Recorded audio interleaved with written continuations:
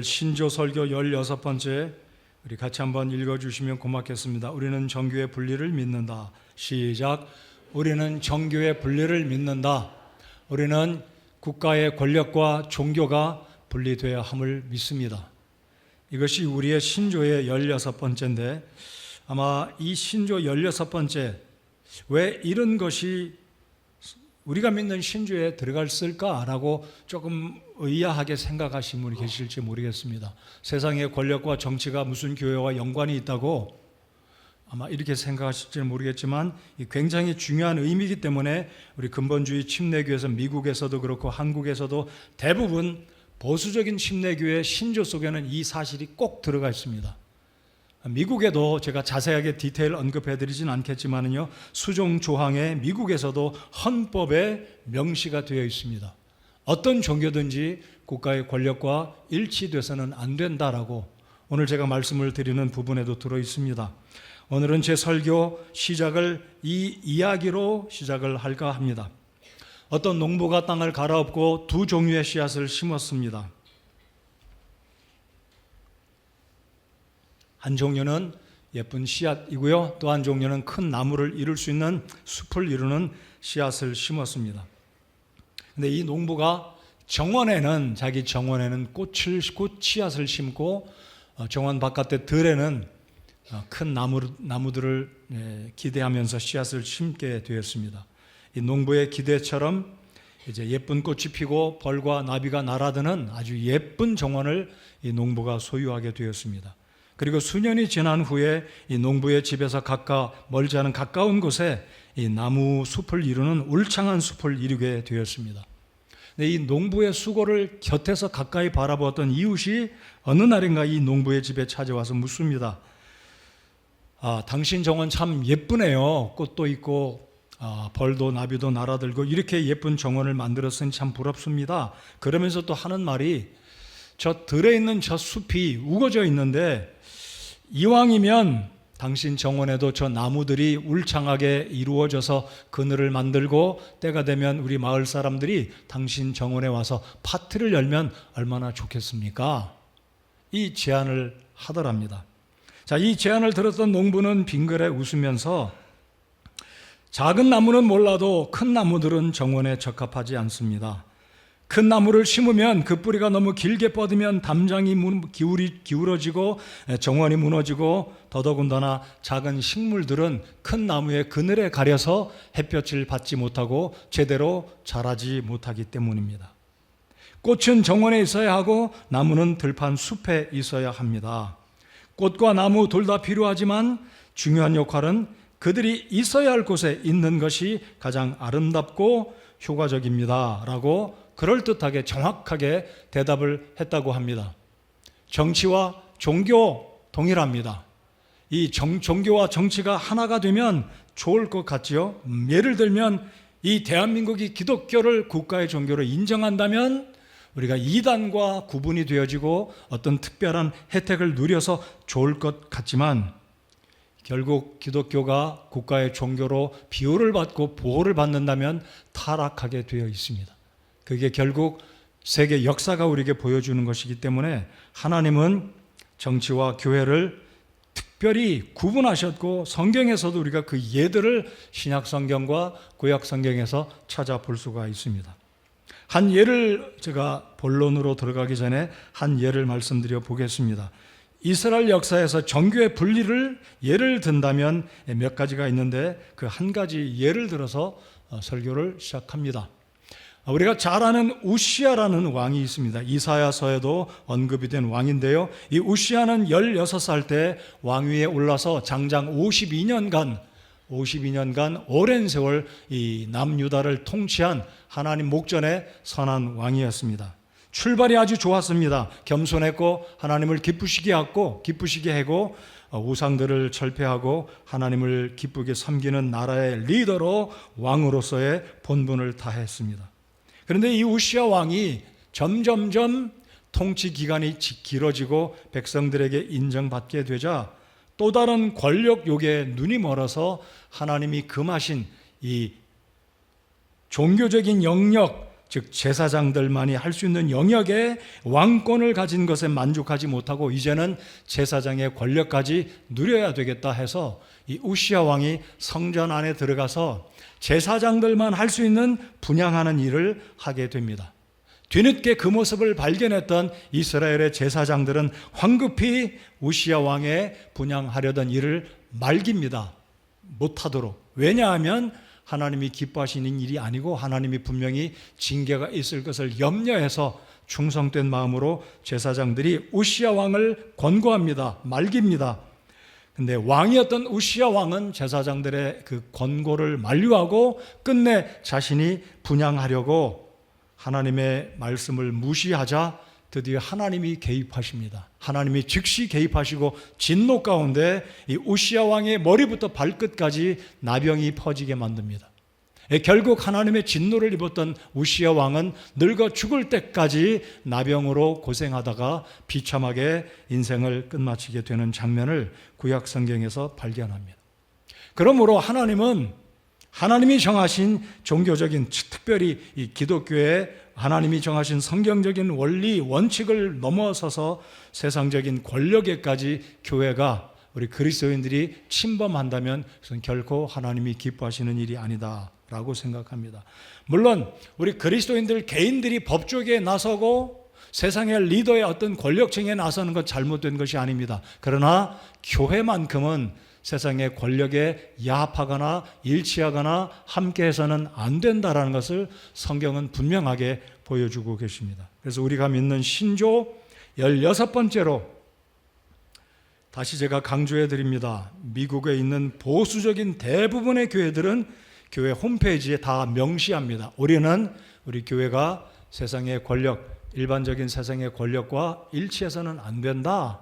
이것이 우리의 신앙이다라고 다 분명하게 정확하게 표명하고 있습니다. 그래서 우리 성서 집내계 친교회도 그렇고 우리 교회도 21가지 신조 가운데 바로 정교의 분리를 믿는다라고 분명하게 우리가 공식적으로 선언한 겁니다. 자, 이 의미가 무슨 의미인지 오늘 3가지 측면으로 제가 좀 쉽게 정교의 분리를 믿는다는 것을 쉽게 우리 성도님들 이해가 되시고 납득이 되시도록 3가지 측면으로 생각해 보고 싶습니다. 자, 그러면 첫 번째로 본론으로 들어가면 세상의 헌법이 말하는 것도 정교의 분리를 헌법에 명시했다라는 사실을 주지하시기 바랍니다.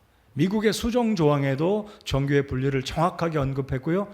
우리나라 대한민국 헌법 20조 이 조항에서도 이 정교의 분리를 언급했습니다. 제가 우리나라 헌법 20조에 명시된 정교의 분리를 읽어드려 보겠습니다. 모든 국민은 종교의 자유를 가진다. 국교는 인정되지 아니하며 종교와 정치는 분리된다. 물론 우리나라 20조, 헌법 20조에는 교회라고 언급하지 않지만 종교와 정치가 분리된다라는 것을 명시하였습니다. 자, 예를 들어서 방금 전에 제가 말씀드렸지만 우리나라 국가 헌법에 기독교를 옹호하고 대한민국의 종교, 국교는 기독교다라고 말할 때 대한민국이 더 이상 자유 대한민국이 될 수가 없는 겁니다. 국민의 자유인 종교를 탄압하게 되기 때문에 불교 신자나 비기독교 신자들은 얼마나 힘들고 어렵겠습니까? 예를 들어서 통치자가 바뀌어요. 통치자가 앞선 통치자는 기독교가 좋아서 그 자신도 기독교 신자였는데 그러나 법을 어찌어찌해서 다시 변개시켜서 이 나라의 종교, 이 나라의 국교가 예를 들어서 천주교라든지 불교라고 한다면 어떻게 되겠습니까? 그렇기 때문에 이 자유 대한민국이 민주국가에서 특정한 종교를 국법으로 명시한다는 것은 자유민주국가에 이미 선을 넘었기 때문에 우리나라 헌법에도 명시하고 있는 것입니다. 자, 그러면 좀 더 구체적으로 대한민국 헌법에서 명시한 이 정교의 분리의 이유는 4가지 틀에서 볼 수 있겠습니다. 첫 번째로는 모든 국민에게 공정한 법을 적용하기 위해서 모든 국민들이 자유와 평등을 누릴 수 있는 권한을 주기 위해서는 어떤 특정한 종교를 국가에서 법으로 명시하면 되지 않기 때문입니다. 두 번째로 개인의 신앙의 자유를 허락하기 위해서 국가의 법은 특정 종교를 법으로 옹호해서는 되지 않기 때문입니다. 그러나 이 세상의 사회주의 국가, 공산주의 국가, 특별한 이슬람 국가들은 여전히 법적으로는 그렇게 되어 있고, 어떤 나라는 법적으로 완전히 이슬람만이 국교다라고 개종을 불허하고 굉장히 압박하고 강제적으로 국민들을 이끌어가는 모습을 봅니다. 여러분, 중동의 이란이나 사우디아라비아 같은 경우에 여성들이 히잡을 쓰지 않으면 엄청난 핍박이 오는 거 아시죠? 무슬림의 자녀가 이제 좀 생각을 넓게 해서 어떤 모델이 되어서 어떤 종교단체에 가입해서 어떤 모델로 활동을 할 때 그의 아버지가 그를 딸을 무참하게 살해한 장면들 뉴스를 통해서 보셨을 겁니다. 그러니까 이러한 이유 때문에 우리나라는 자유 대한민국이기 때문에 개인들의 평안한 삶과 어떤 특권과 자유를 허락하기 위해서 우리나라 헌법에 정교의 일치를 불허한다. 이것이 정상적이다라는 겁니다. 자, 세 번째 이유, 사회적인 갈등을 예방하기 위해서 우리나라 헌법에 정교의 분리를 명시했다라는 겁니다. 얼마나 갈등이 많겠습니까? 법적으로 특정 종교를 옹호한다면 그 이외에 옹호받지 못하는 사람들은 얼마나 갈등과 어려움이 많겠습니까? 그러니까 우리가 자유 대한민국 속에 살면서 종교의 자유, 집회의 자유를 허락받고 있다는 게 얼마나 하나님이 우리에게 주신 또 다른 보너스의 축복이다라고 저는 믿습니다. 여러분, 그렇게 생각하시면서 이 자유 대한민국에서 태어나서 구원받고 하나님의 자녀로 특별히 이 성경적으로 바른 교회에 다니고 있다는 것 하나님께 감사하십시다. 네 번째로 민주주의를 보호하기 위해서입니다. 여러분, 우리가 진짜 민주주의를 믿는다면 이것이 정교를 분리하는 것이 옳다라고 믿습니다. 또한 성경도 그렇게 말씀합니다. 자, 제가 첫 번째, 우리가 정교가 분리되는 것을 믿는다라고 고백한 첫 번째 이유는 상식적인 수준에서 세상 헌법이 말하는 측면, 그 각도에서 첫 번째 이유를 말씀드렸습니다. 자, 이제 두 번째 이유입니다. 자, 이 두 번째 이유는 세계 역사 속에서 우리가 역사를 바라볼 때 정교가 일치되는 그 시기, 그 나라, 그 국민들, 그 지도자들은 엄청난 피해를 보았다는 거예요. 피눈물 나는 고통, 경제적인 가난과 사회적인 압박과 기대를 넘어서서 굉장한 좋지 않은 결과가 세계 역사 속에 나타났다는 것을 우리는 보면서 어떤 일이 있어도 정교의 일치는 있어서는 안 된다는 것을 분명히 인식하고 깨달아야만 할 것입니다. 여러분, 역사 속에서 보는 이 정교의 일치로 말미암아 국민들의 피해를 보고 수많은 사람들이 죽임을 당하고 경제적으로 궁핍함을 누리게 된 전형적인 케이스는 천주교회가 교권과 나라의 권력과 일치가 된 케이스입니다. 전형적인 케이스가 천주교회입니다. 자, 우리 교회 성도님들, 기독교 하면 천주교 그리고 신교, 이 기독교가 다 이 기독교 속에 천주교도 다 한 가족이다, 한 그룹이다, 한 카테고리 속에 있다라고 생각하시겠지만 혹시 그런 분이 계실지 모르겠습니다. 오늘 이 시간 이후로 그거 생각을 바꾸시기 바랍니다. 천주교회는 기독교 속의 한 카테고리일지 모르지만 천주교회는 분명한 이단입니다. 아멘들을 잘 안 하시네요. 저는 사실 담임 목사로서 이런 말을 하는 거요, 리스크가 있어요. 그렇습니다. 그러나 사실은 사실대로 말해야죠. 여러분, 담임 목사가 뭐가 두려워서 하나님 말씀을 대충 넘어가는 담임 목사, 그런 담임 목사와 함께 교회 섬기고 싶으신가요? 우리 교회 교사들 명확하게 하나님 말씀에 아닌 것은 아닌 거고 긴 건 기다라고 말할 수 있는 침례 교도가 되어야 됩니다. 여러분, 누구를 만나도 이단은 이단이다, 100번 죽어도 이단은 이단이다라고 말할 수 있는 믿음의 용기가 필요하지 않겠습니까? 천주교회는 이단입니다. 여러분, 천주교회가 왜 과거에 어떤 일을 벌였는지 제가 5가지를 말씀드려 보겠습니다. 자, 첫 번째로 주후 313년경에 우리가 잘 아는 콘스탄틴 대제가 천주교회를 국교로 선포합니다.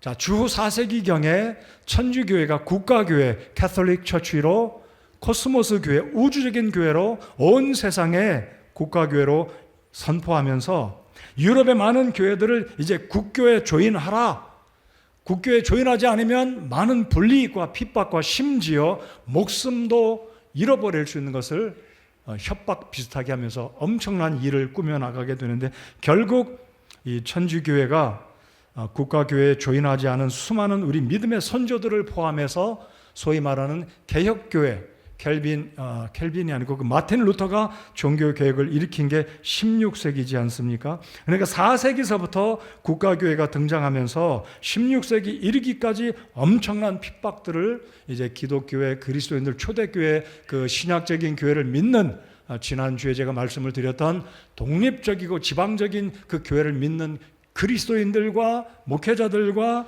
교회들을 핍박하기 시작했습니다.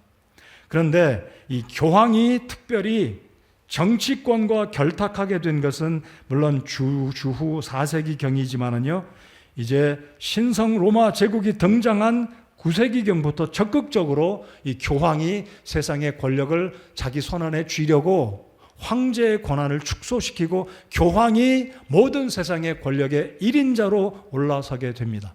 이게 종교와 교권이, 그리고 교회, 천주교의 교권이 세상의 권력과 야합하고 일치되어서 천주교 교황의 욕심, 교만, 이러한 것들로 인해서 빚어진 것이 신성 로마 제국의 등장이며, 이제 유럽에 보면 신성 로마 제국, 홀리 로만 엠파이어라고 하는 신성 로마 제국의 이 교황, 제가 잠시 후에 말씀드리겠지만요, 이 신성 로마 제국이 등장할 때 유럽의 상당한 국가들이 국가교회에 연합하고 신성 로마 제국에 가입하게 되는데, 그 나라들이 독일, 오스트리아, 스위스, 체코, 헝가리, 상당한 유럽의 많은 국가들이 신성 로마 제국에 가입해서 어떤 그 천주교회가 말하는 복을 받으려고, 비성경적인 것이긴 하지만 왜곡된 잘못된 신앙으로 이 교권 속에서 제외되는 이 어떤 저주로부터, 두려움으로부터 결국은 두려움 때문에 신성 로마 제국에 가입합니다. 많은 왕들과 백작들과 권력가들과 이 기사들이, 유럽에 있는 나름대로 사회적인 리더들이 신성 로마 제국인 천주교회에 가입을 하고 조인을 합니다. 그리고 한 사건이 발생하게 되는데, 그 사건이 유명한 카노사의 굴욕이다라는 겁니다. 카노사의 굴욕. 그러니까 이 독일의 신성 로마 제국의 황제였던 라이힌리 4세가 그 나라의 황제인데 불구하고 신성 로마 제국이 등장하자 결국 이 헤게모니, 교황의 권력과 황제의 권력의 싸움 가운데 결국 독일의 황제였던 라힌리히 4세가 교황의 권력에 밀려나게 됩니다. 결국 교황은 신성 로마 제국에 가입했던 유럽의 많은 국가들의 황제들 위에 서서 교황 한 사람이 이 교권을 행사하려고 이 라힌리히 4세를 압박하게 됩니다.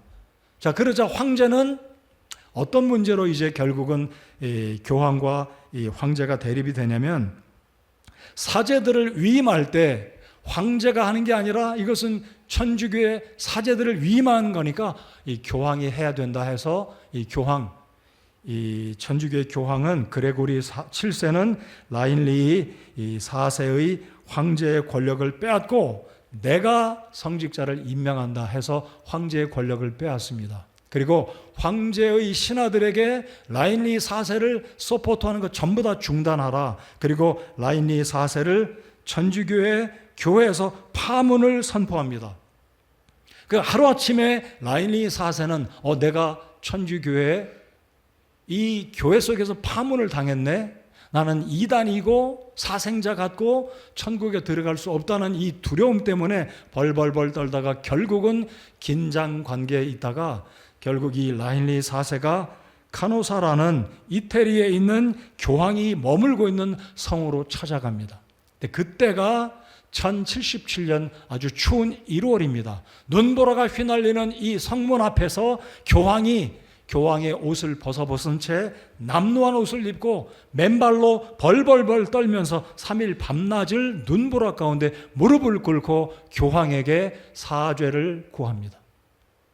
소식이 결국은 성 안에 교황에게 들어가서 이 그레고리 7세는 라힌리히 4세를 용서하고 파문했던 것을 취소하고 천주교에 어떤 복권시키는, 자, 그래서 결국은 라인리 4세는 이 경쟁 구도 가운데 교권과 정권의 싸움 가운데 뒤로 밀리고 결국은 황제의 직에서 다시 복직이 됐지만 이전만큼의 권한은 소유하지 못했었습니다. 근데 결국은 문제가 뭐냐면 이 라인리 4세가 복직이 되자 자기에게 등을 돌리고 황제 편을 이 교황의 편을 들었던 한 사람 한 사람을 전부 다 숙청하게 되고 피바람이 불게 되는 게 이 카노사 굴욕의 사건입니다.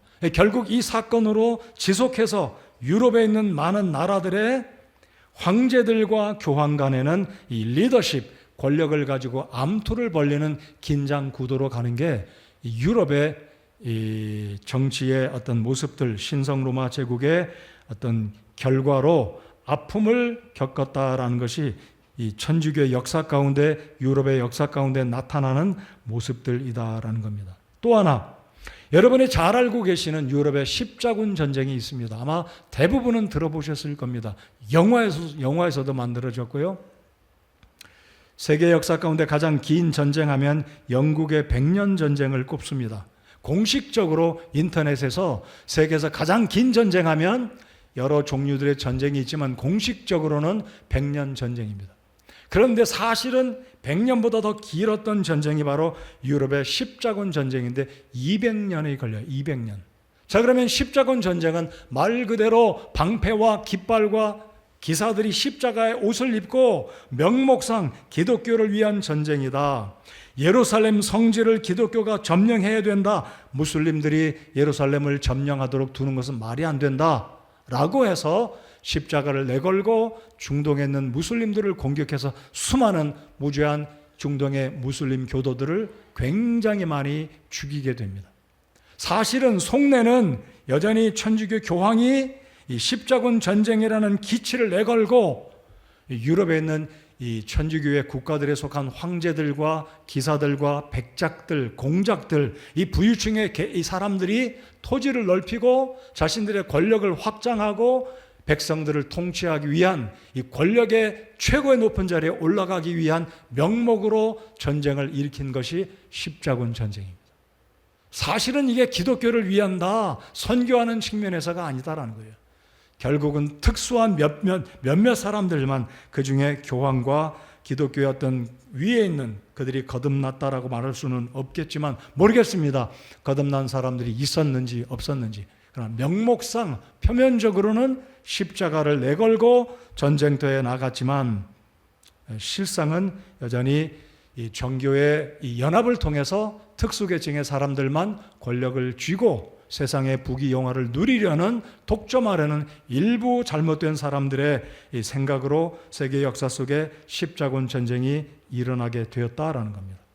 결국 지금도 기독교와 이슬람의 긴장들, 왜냐하면 역사 속에 수많은 이슬람의 선조들이 십자군 전쟁으로 아무런 잘못 없는 이슬람 상인들이 장사하러 가다가 십자군을 만나면 무참하게 죽임을 당했기 때문입니다. 모든 그들의 재산이 모두 다 박탈당하는 이러한 과거의 안타까운 역사들 때문에 지금도 중동에 있는 이슬람 국가는 기독교를 향해서 좋지 않은 생각을 하게 된 것이 그 결과다라는 거예요.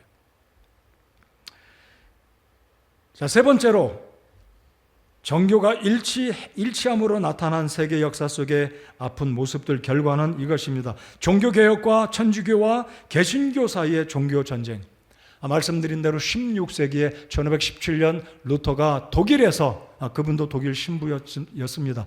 교수였고 신부였던 루터가 천주교회가 종교 면죄부를 판매하는 것을 알고 개혁을 일으키게 되는데, 개혁을 일으킨 이후에 개혁주의 신앙을 갖고 있던, 제가 신조 설교를 하면서 우리 성서침례교의 뿌리는 개혁주의 신앙도 아니고 개신교도 아니다라고 말씀을 드렸는데 잘 들어주시기 바랍니다. 16세기에 마틴 루터나 켈빈이나 요한 웨슬레 같은 사람들로 인해서 개혁주의 신앙들이 많이 퍼지게 되면서 이 개신교 교회들이 유럽의 우후죽순으로 굉장히 빠른 속도로 성장하게 되었습니다. 그러자 천주교회가 위기를 느끼고 지난주에 말씀드렸던 것처럼 천주교회를 더 확장하려고 이제 개신교회를 핍박하게 된 것도 지난주에 말씀드린 의미 가운데 들어있는데, 바로 이 종교개혁 이후에 천주교회가 개신교회들을 엄청나게 핍박을 하게 됩니다.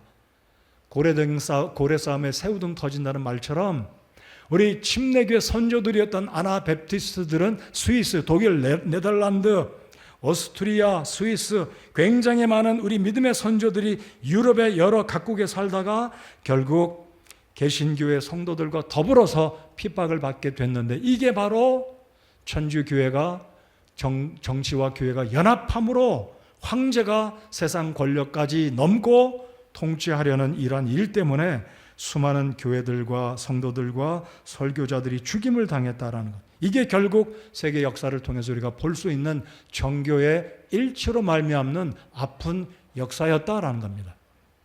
네 번째로 영국 국교회와 왕권. 여러분, 성공회라는 게 있어요. 한국에도 성공회 기관들이 있습니다. 성공회 교회들 혹시 보셨는지 모르겠습니다. 영국에서는 이제 영국 왕 헨리 8세는 16세기, 그러니까 종교개혁이 일어나는 그 시기쯤에, 종교개혁이 일어나고 머지않아 이제 우리는 천주교회와 다른 영국 나름대로의 국가교회를 세운다 해서 성공회를 영국의 국교회로 선포합니다. 그리고 성공회에 가입하지 않은 당시의 개혁주의 교회들과 우리 믿음의 선조들을 엄청나게 핍박을 하게 됩니다. 그래서 우리가 잘 아는 콜럼버스가 아메리카의 신대륙을 발견했을 때 청교도들이 메이플라워 배를 타고 유럽으로 건너가 신앙의 자유가 있는 신대륙으로 건너가 교회를 세우는데, 그들 중에 한 부류가 남침내 교회, 우리 믿음의 선조들이잖아요. 서든 베프티스트 계통들의 우리 믿음의 선조들은 유럽에서 아나베프티스트들의 후예들이 상당히 많이 있습니다. 그래서 바로 이런 종교적인 역사, 정교가 일주됨으로 말미암아 발생되어진 이 정말 수많은 고통들, 피 흘림의 죽음들, 교회들이 핍박받는 이 모습들이 정교의 일치로 말미암아 생겨난 역사의 아픈 현실들이다라는 거예요. 자, 이제 다섯 번째로 역사 속에 발견할 수 있는 근대 국가들의 종교 탄압입니다. 여전히 지금도 세계 어떤 나라들은 나라의 법에 있어서 무슬림이 국가의 제1가는 종교이기 때문에 무슬림 이외의 어떤 종교로 믿고 개종하거나 이렇게 하게 되면 엄청난 핍박을 받는 것이 오늘날 21세기의 어떤 나라들의 모습이에요. 왜냐하면 정치에서 법으로 국가의 권력으로 압제를 하고 있기 때문에. 그래서 이슬람에 있는 국가들, 중동에 있는 국가들, 심지어는 인도에 있는 북쪽에 있는 이 이슬람이 강하고 힌두교가 강하기 때문에 남쪽의 마드라스 지역에 있는 많은 교회들은 여전히 힌두들로부터 핍박과 살인을 당하고 재산을 몰수당하고 엄청난 고통을 지금 이 시대에도 겪고 있다는 거예요.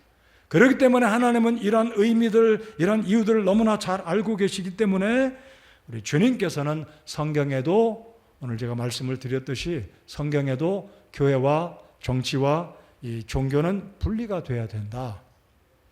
자, 이제 오늘 설교의 핵심 포인트가 되겠습니다.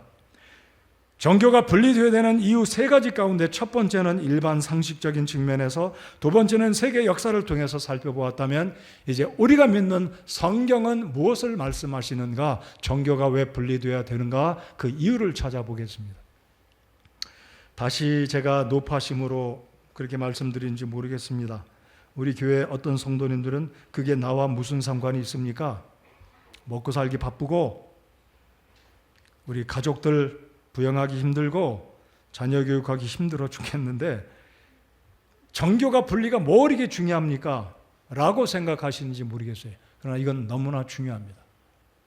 이게 허용이 되면 교회가 부패합니다. 오늘 제가 강조해서 말씀드립니다. 교회는 섬기는 것이 기본입니다. 여러분, 높아지기 원하십니까? 섬기는 자가 되십시오. 오늘 설교의 핵심 포인트 중에 하나는 제가 말씀드리는 이것입니다. 우리 예수님이 본을 보여주셨고 우리 주님께서 교회가 세상과 다른 게 무엇이냐? 세상은 잘 살기 원하고 더 많은 권력을 원하고 더 높은 지위에 올라가서 통치하고 다스리는 것이 세상의 대세, 세상의 흐름이라면 우리 예수님은 그게 아니었습니다. 섬기려고 오셨습니다. 섬겨주셨습니다. 그리고 우리에게 말씀하시기를 너희 중에 큰 자가 되기 원하면 섬기라고 말씀하십니다. 우리 집사님 여러분들, 성도 여러분들, 어떤 자리에서 여러분들이 섬기는 자리에 있게 되면 기억하십시오. 내가 그 자리에 있게 된 것은 섬기기 위해서다. 통치하고 룰 오버하고 사람들을 드리븐하기 위해서 그 자리를 주님이 주신 것이 아니라는 것을 오늘 이 시간에 정말로 확실히 하시기 바랍니다. 저도 그 자리를 벗어나면 하나님께서 저를 벌 주실 거라고 제가 생각하고 그렇게 믿습니다. 저 자신을 포함합니다. 조그만한 지배하는 어떤 그런 생각이 아니라 내가 이 자리에 있게 된 것은 주님이 본을 보여주셨듯이 섬기는 자가 되어야 한다는 의미로 우리에게 모든 성도님들은 세상과 다른 모습으로 왜 정교가 분리되어야 되는지 기본 바탕에는 섬김의 철학이 우리 기독교의 원리이기 때문에 그렇습니다. 왜 교황이 국권을 넘어서 황제를 파면합니까? 자기가 통치하려고. 교만한 거죠. 인간의 욕심입니다. 우리도 모르는 사이에 무언가 어떤 기회가 되어지면 직장에서도 사회에서도 집에서도 우리의 죄성의 본성은 지배를 받는 것 원치 않고 통치하고 다스리고 남들 위에 머리가 되는 것을 본능적으로 좋아합니다. 성도 여러분들, 다시 오늘 이 신조 16번째를 기억하면서 주님의 방식, 교회의 원리는 통치와 다스림과 인도함, 세상적인 방법이 아니라 섬기는 자가 큰 자다라는 것을 철저하게 우리 이 말씀을 실제적인 분야에 적용하기 위해서 이 의미를 다시 한번 기억하시는 저와 여러분 모든 성도님들 되시기 바랍니다. 큰 자가 되기 원하십니까? 섬기시기 바랍니다. 섬기는 자가 기쁨이 있고 의미가 있고 정말로 우리 주님께서 그를 높여주실 겁니다. 다시 한번 제가 말씀드립니다. 여러분 정말로 남들 위에 머리가 되기 원하십니까? 섬기십시오. 겸손하게 내 이름 내지 말고 겸손하게 섬기십시오. 찬양대가 됐든 집사님이 되셨든 어떤 부서가 됐든 섬기는 자가 큰 자라는 것을 철저하게 우리 마음속에 기억하고 믿고 우리의 삶에 실천하는 것이 진짜 우리 성서 침례교의 근본주의 신앙으로 우리 주님께서 기뻐하신다라고 저는 믿습니다.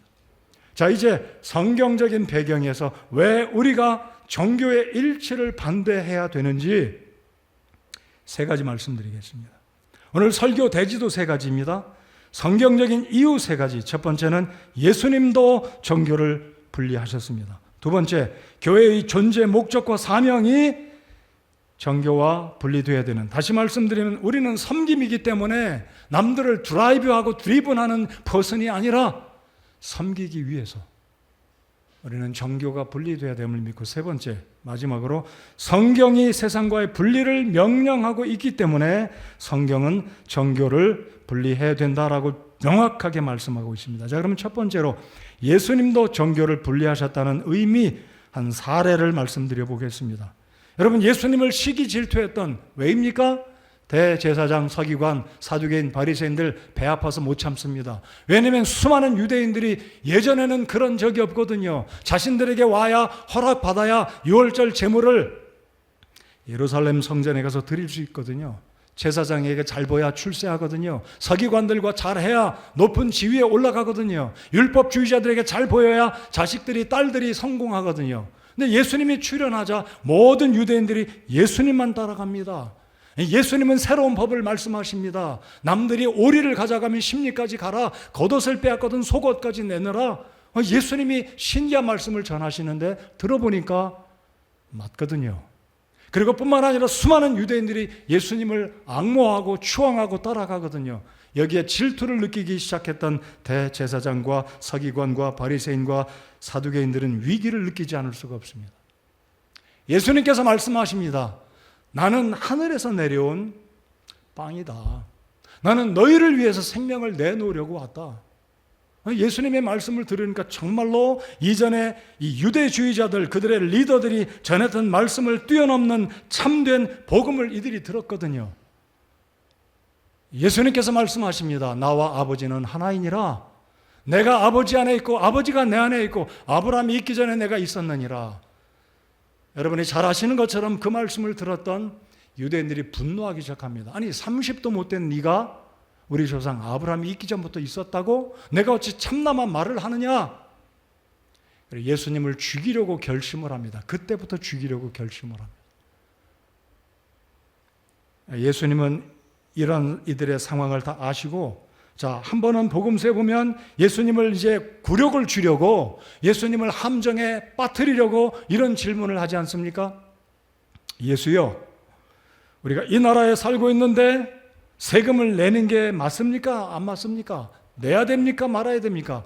예수님께 트릭, 곤혹스러운 질문을 던집니다. 그러자 예수님은 그들의 의도를 잘 아셨기에 너희들에게 있는 동전 하나 가지고 와봐라.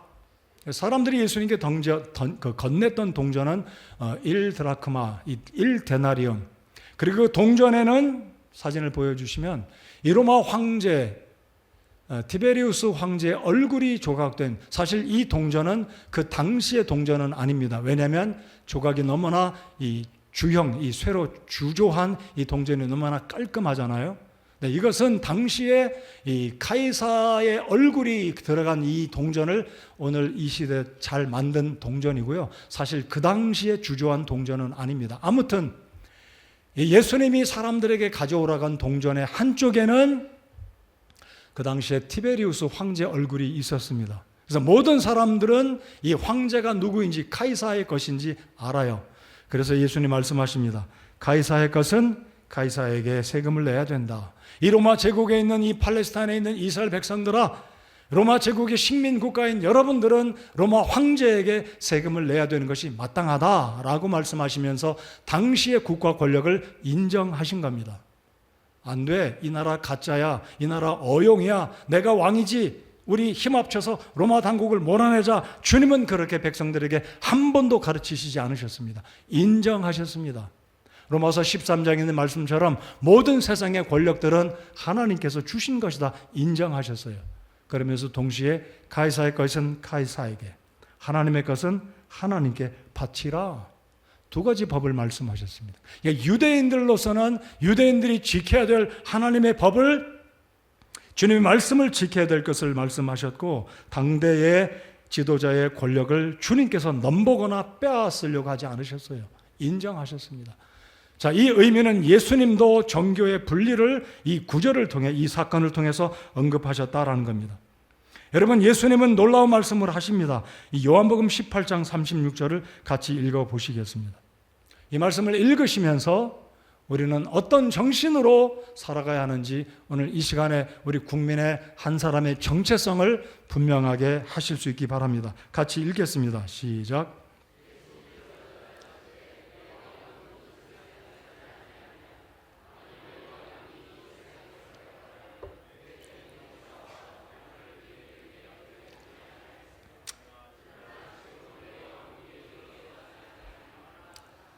아멘. 예수님의 말씀을 잘 묵상해 보십시다.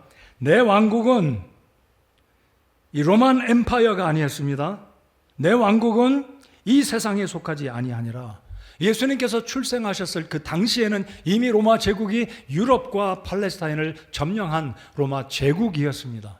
예수님은 그 시대에 태어나시면서 하신 말씀은 내 왕국은 이 세상에 속하지 아니하니라. 만일 내 왕국이 이 세상에 속하였더라면 내 종들이 싸워서 나를 유대인들에게 넘겨주지 아니하였으리라. 그러나 지금은 내 왕국이 여기에서 나지 아니하느니라. 예수님의 의미는 무슨 말씀인가요? 예수님은 장차 부활하시고 다시 오시면 이 세상 위에 자신의 왕국, 천년왕국을 세우실 것을 언급하셨다라는 것을, 이 말씀을 이해하시면서, 자, 그렇다면 우리 그리스도인들은 두 나라에 속해 있다. 하나는 내 육신이 속한 대한민국이라는 나라 속에 살고 있고, 또 하나는 영원한 나라, 주님의 나라, 천국이 도래하게 되면 구원받은 성도들이 들어가서 살아야 될 영원한 나라가 우리에게 있다는 것을 의미하시고 인정하시고 인식하면서 우리의 영적인 정체성, 우리는 잠시 대한민국의 국민으로 4대 의무를 신실하게 성실하게 준행해야 합니다. 그러면서 하나님 나라의 국민으로 장차 임하게 될 우리 주님의 나라를 사모하고 그 나라를 위해서 우리 몸과 마음과 힘을 다 들여서 섬기는 우리 믿음의 정체성을 분명히 할 수 있는 이 개념을 이해할 수 있어야 되겠다라는 겁니다.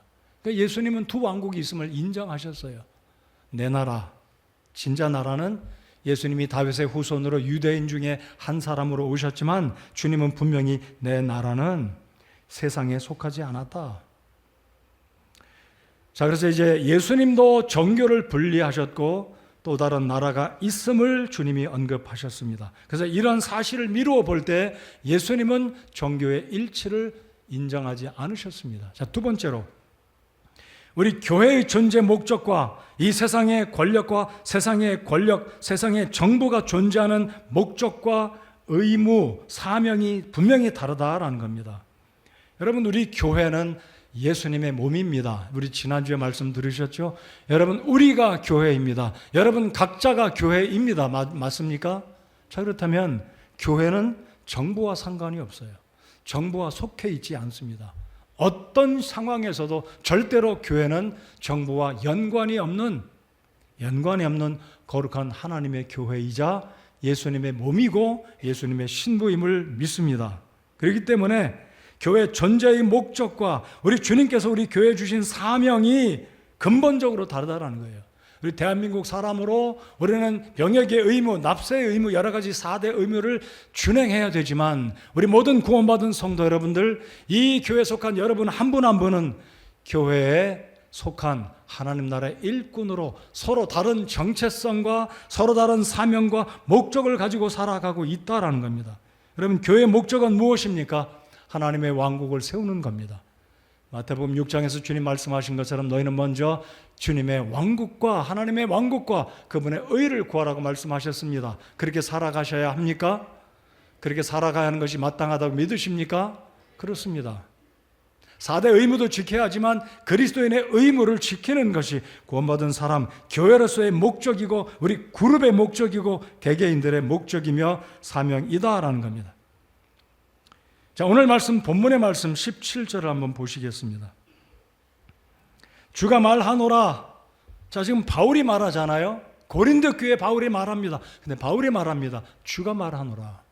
자, 그러니까 이 구절은 바울이 말하는 게 아니라 사실 엄밀하게 말씀드리면 주님께서 교회에 말씀하시고 교회인 저와 여러분에게 오늘 이 아침에도 우리에게 말씀하고 있다는 겁니다. 주가 말하노라. 그러므로 너희는 그들 가운데서 나와 분리하고 set apart yourself, set apart, 분명히 나 자신을 그들로부터 분리해서 구별되게 성별하게 따로 삶의 목적과 삶의 의미를 두라라는 겁니다. 소속감을 달리하라는 거예요. set apart, 분리하라는 겁니다. 이게 바로 에클레시아예요.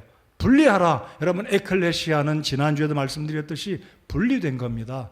교단에도 분리됐고 세상 정부기관으로부터 분리된 세상 사람들, 구원받지 아니한 세상 자체로부터 하나님을 알지 못하는 그들로부터 분리해서 따로 나와 있는 것이 교회입니다.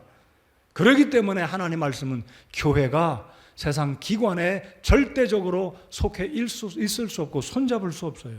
오늘 14절부터 보시면 사귐, 친교, 일치, 무슨 몫을 나누겠느냐, 조화를 이루겠느냐, 멍에를 같이 매지 말라라고 말씀합니다. 멍에를 같이 매지 말라는 것은 함께하지 말라는 거예요. 어떤 부분에 있어서도 함께하지 말아야 됩니다. 자, 그렇다고 우리가 세상을 떠나서 살라는 말씀인가요? 세상은 모두 다 악한 건가요? 여러분, 세상에 대해서 두 가지로 말씀드립니다. 세상 자체가 악한 게 아닙니다. 세상은 중성입니다. 정부 기관, 악하다고 말할 수 없어요. 오늘 설교 서두에서 말씀드린 것처럼 정부가 있어야 이 나라가 보호받습니다. 우리가 일제 침략하에, 일제 강점기에 나라가 없고 주권이 없었기 때문에 수많은 사람들이 권리를 찾아 누리지 못했어요. 얼마나 억울하고 분통 터지는 일입니까? 무시당하고 굴욕적으로 죽고 이랬지만 제대로 보상도 받지 못하는 주권이 없기 때문에, 근데 주권이 있기 때문에 우리가 보호를 받는 겁니다. 이것이 하나님이 모든 민족들에게, 개인들에게 주시는 하나님의 은혜의 극대화된 은혜다, 일반적인 은혜다라고 믿으시기 바랍니다. 특별하신 은혜가 뭘까요? 예수 그리스도의 대속의 죽음 때문에 우리가 구원받고 하나님 나라의 자녀가 된 것입니다. 아직까지 구원받지 않으신 분, 여러분 속한 나라가 있고 시민권자가 되었지만 여러분이 아직 구원받지 않았다면 여러분 진짜 복, 놀라운 복, 영원한 복, 하나님 나라의 백성이 되어야 하는 복을 속히 받아 누리시게 되기 바랍니다. 자, 그래서 우리 예수님께서 이 말씀을 통해 주가 말하노라, 그러므로 구원받은 하나님의 백성들은 세상으로부터 분리되어서 따로 나와 구별하라. 이게 바로 교회입니다. 그러므로 교회가 어떤 유익을 위해서, 어떤 혜택을 누리기 위해서 정부기관과 일치를 본다는 것은 하나님의 뜻이 아닙니다. 진리를 거스르는 것입니다. 불순종하는 것입니다. 요한계시록의 7개 교회 가운데 주님께서 에베소 교회 말씀하십니다. 너희에게 니골라당의 행위가 있는데 나는 너희의 니골라당의 행위를 미워하노라 그랬습니다. 여러분, 니골라당이라는 것은 계급제도입니다. 교회 내에 계급제도가 있어요. 여러분, 교회가 세상과 일치하면 세상에 권력이 들어오고 직분자들을 세우고 그 권력 앞에 교회 성도들이 굽신거리고 세상의 유익을 받기 위해서 세상과 결탁하는, 우리 주님께서 결코 기뻐하지 않으시는 니골라당의 행위를 내가 미워한다고 말씀하십니다. 여전히 천주교회는 세상의 종교 연합운동을 벌이며, 다다음 주에 제가 이 부분에 대해서도 말씀을 드리겠습니다. 절대로 하나님의 교회는 세상으로부터 분리되어야 합니다. 오해하지 마십시오. 세상은 모든 것이 모두 다 악하고 더러운 것이다. 이것을 제가 말씀드리는 게 아닙니다. 세상의 기관은 건전한 것이 많아요. 우리의 일터, 사업장 건전합니다. 하나님이 주신 우리의 필요를 얻을 수 있는 기회로, 수단으로, 사업터로 주신 겁니다. 일터로 주신 겁니다. 그러나 그 과정 속에 성경적인 하나님의 말씀을 어긋나고 의도적으로 부패시키고 뇌물을 받고 잘못된 이런 분야들은 우리가 분별해서 그리스도인답게 바른 직업관, 바른 사업을 해야 되는 것입니다. 자, 일반적으로 말씀을 드리면 일반적으로 세상은 오늘 말씀을 드립니다. 에베소서 2장 2절의 말씀을 보시면 이 세상은 사탄이 사용하는 도구입니다. 왜입니까? 그가 타락해서 천국에서 쫓겨나 이 세상을 지배하는 공중 권세를 잡은 자로 하나님께서 잠시 그를 허용하셨기 때문에 이 사탄과 악한 영들은 세상을 자신의 어떤 목적과 수단을 이용해서 하나님의 나라를 대적하고 교회를 핍박하고 하나님의 사람들을 힘들게 하려고 세상의 기관들을 통해서, 세상의 어떤 시스템을 통해서 하나님의 나라를 도전하고 있기 때문에, 그래서 하나님은 세상의 정부 권력과 일치하지 말라고 주님이 말씀하고 있는 것입니다. 자, 말씀의 결론입니다. 하나님은 각 나라의 위정자들을 세우시고 그들의 권위를 부여하셨고 우리 그리스도인들에게 그들에게 순복하라고 말씀합니다. 그러므로 세상 권력을 오해하지 마시고 순종해야 될 때는 순종해야 하고 협조해야 합니다. 의무를 다 행해야 합니다. 자, 그렇지만 정규의 분리는 정확하게 분리하는 것이 성경적이고 하나님이 원하시는 하나님의 뜻이다라는 것 기억하시기 바랍니다. 자, 우리 교회가 존재하는 목적은 영혼을 고령해서 사람들을 구원해서 어떻게 해서든지 더 한 사람이라도 더 하나님 나라의 백성 되게 만드는 게 교회의 사명과 목적입니다. 그러나 세상의 권력은 어떻습니까? 더 많은 권력, 더 많은 어떤 것, 유엔 기관도 저는 다르게 보지 않습니다. 결국 유엔이라는 기관도 넓은 틀에서는 하나님의 나라, 주의 킹덤을 반대하는 기관으로 그렇게 운동을 벌여가고 있습니다. 원월드로 만들어가고 있어요. 모든 돈, 경제적인 금융, 권력, 교육 모든 분야를 온 세상이 한 사람의 통치 속에 적그리스도가 통치하는 그런 시스템으로 가려고 만드는 것이 현 시대의 세상의 흐름입니다. 그래서 영적으로 잘 분별하실 수 있는 여러분의 영적인 지혜가 있으시기 바랍니다. 오늘 주님께서 고린도후서 6장에 말씀하십니다. 하나님의 성전이 우상들과 무슨 조화를 이루겠느냐. 너희는 살아계신 하나님의 성전이니라 주가 말하노라. 그러므로 너희는 그들 가운데서 나와 분리하고 부정한 것을 만지지 말라 그랬습니다. 다시 강조하고 싶습니다. 우리 집사님 여러분들, 섬김의 자리에서 다른 생각하지 마십시오. 그 자리에 주께서 허락하시면 섬기십시오. 여러분 골프 좋아하십니까? 1번 채를 가리켜서 드라이버다라고 합니다. 멀리 공이 나가야 홀컵에 갖다 붙여야 좋잖아요. 그래서 1번 클럽은 제일 길고 크고 멀리 나가는 클럽이라 드라이버라고 합니다. 여러분, 사람들을 드라이브하지 마십시오. 기독교 정신은 섬기는 겁니다. 여러분, 뒤에서 조종하시지 마십시오. 내가 하나님의 뜻이라면, 기도하면 성령께서 나의 마음이나 저 사람의 마음이나 우리 모든 아이들이나 어른들이나 동일한 성령께서 감동하시면 말씀의 원리에 따라 우리가 한 마음으로 한 목적으로 교회를 섬길 수 있을 것이고, 그렇게 돼야 바른 성서침례 교회입니다. 사람들을 드라이브하지 마십시오. 드리븐 퍼슨이 되지 마십시오. 행여라도 그런 꿈이라도 꾸지 말아야 할 것입니다. 맞습니까? 우리는 드리븐 퍼슨이 되지 말고 예수님처럼 섬겨주는 사람, 남들에게 어떻게 하면 내가 도와줄 수 있을까? 내가 어떻게 하면 저 사람에게 조금이라도 힘이 되어줄 수 있을까? 고민하시고 염려하시고 그 일로 잠 못 자시고 그 일로 기도하시고 힘쓰고 또 힘쓰는 저와 여러분 모두가 되시기 바랍니다. 이 교회 주님의 교회입니다. 여기 있는 한 분 한 분 하나님의 자녀들입니다. 믿으십니까? 하나님을 두려워하십시다. 하나님을 제대로 섬기는 우리 그리스도인들, 저와 우리 모든 성도 여러분들, 우리 교회에 속한 모든 성도님들은 오늘 말씀을 기억하면서 정교는 하나님이 기뻐하지 않으신다. 교회가 존재하는 목적, 예수님이 오신 목적은 섬기기 위해서 오셨다. 이것이 바로 교회가 세상과 다른 차이다라는 것. 오늘 이 말씀을 우리 마음속에 새기고 명심하면서 우리의 섬김을 통해서 우리 하나님이 기뻐하시고 우리 교회가 더 성장하고 우리 교회에 속한 모든 성도들이 기뻐하고, 저분 때문에 내가 힘이 난다, 저분 때문에 참 우리 교회 오는 게 기쁘고 한 주가 지나면 또 다음 주에 기대가 된다, 이런 마음으로 교회에 올 수 있는 저와 여러분 모든 성도님들이 되시기를 바랍니다. 우리 자리에서 일어나서 함께 찬송하겠습니다.